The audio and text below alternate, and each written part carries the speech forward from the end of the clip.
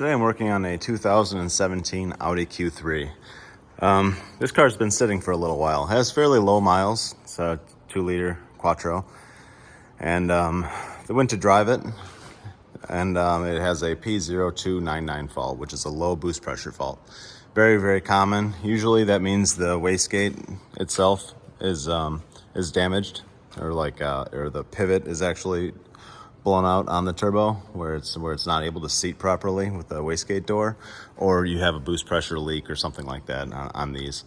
But yeah, on this particular one, since the car's been sitting for a while, it's something a little bit different. I've seen this a few times now, so it's very difficult to get to, being that this is a Quattro. So it has this angle drive here, this differential. But if you look way up here, you can see the wastegate arm straight through there. Right there, there's the wastegate arm. What happens on some of these is they actually seize up if the car's been sitting, and then you'll go to drive it and it'll start to it'll open the wastegate maybe once, and then it'll just kind of hold it open because it'll be so rusty it won't return correctly with the pressure on that little wastegate actuator. So you can kind of see it a little bit from the back. If this was a front-wheel drive model, it'd be easier to see, or a Volkswagen, but you can kind of get to it through here. I'm going to show you exactly what it looks like off the car. All right, here's one of these turbos we have in the back off the car, and here's your little wastegate door. So there's a little arm right here that I was trying to show you from underneath, and this needs to kind of spring back like that, and that's what, you know, builds boost pressure. With this door shut, it builds boost pressure until the wastegate actuator commands it open, and then it vents. So a lot of times if they sit for a long time, it'll be this pivot here where it goes through this, where it goes through exhaust housing on the turbo, will be really corroded just from sitting around. It's depending on the climate and stuff like that too. But you'll go to actuate it once, and it'll be so stiff that you'll get kind of a partial open position like this, and it won't have enough. It'll be just too rusted to kind of slam shut on its own.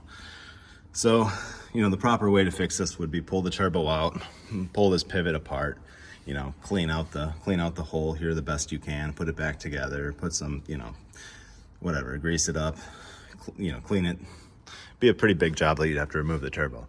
So what I've done a few times is, what I'm trying to show you on that car is, if you just spray it with penetrating oil, it's going to be crazy smoky when you start it, and it's, you know, not great. But if you get a straw with some penetrating oil, something like this, and you from the bottom, you find a good angle right through here to spray that arm. Spray that arm right there where it goes into the turbo housing. You can get a pry bar up here, and you can just kind of move it back and forth right where the rod attaches. So if you're looking at it right now, on the top edge of that, right where the wastegate rod attaches, if you just kind of pry it back and forth, eventually you'll get it to move again. And then if the car is driven frequently, it'll take care of itself. You know, it's just kind of something that happens when the car sits.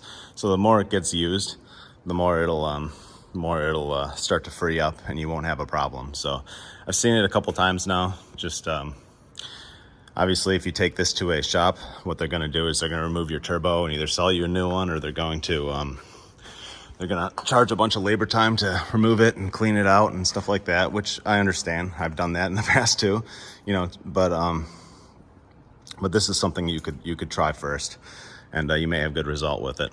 So let's get up there. Just keep prying it back and forth until it's free.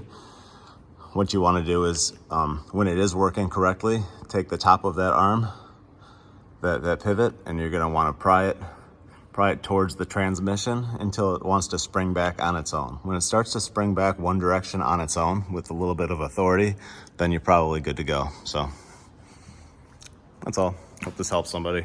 Thanks.